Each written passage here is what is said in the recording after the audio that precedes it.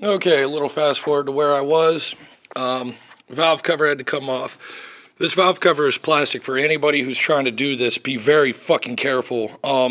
Prying it off was a pain in the dick. The whole thing flexes. This valve cover is a piece of crap.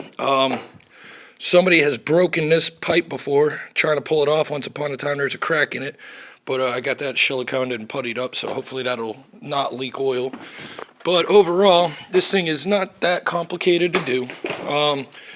You got to remove, there's a tensioner and two idler pulleys. There's a bracket for the AC compressor that mounts right here. You can see the bolt holes missing. There's 3 of them. And as you can see, the alternator has 2 bolt holes, one there and another one on the other side that bolts go to. You take that bracket out, take all your pulleys out, your idler pulleys and whatnot. I don't think you have to remove this alternator. Someone was saying pull the alternator or just kick it back, but I can see all the timing cover bolts and that alternator is nowhere near it, so I think we're going to skip that. I don't think I had to remove the power steering pump, but I did it so I could, move these lines around and get easier access in here when I go into pull the cover off. But next thing you got to do is pull this mount off the body of the car to the engine. Put a jack underneath the engine, support it so you can raise and lower the engine. Pull the crank pulley off. And pretty much that's it. And then you pull the timing cover off. And then you go ahead and place your chain. So we'll fix it. Not that big a deal. There's no codes yet. We're just doing preventative maintenance on this car, people. The water pump also is down here. That pulley right down there, that's your water pump on the back of the engine. So it's external belt driven pump, which is nice. This is I believe I said it before, but this is a Jeep 2.4 liter from 2010.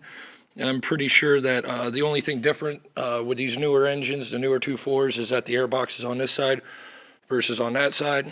Other than that, you got to take splash guard off, wheel off, coil packs. Those are just miscellaneous bolts for everything. These little plastic pieces hold that engine cover on. They thread into the studs on the valve cover. Tensioner, idler.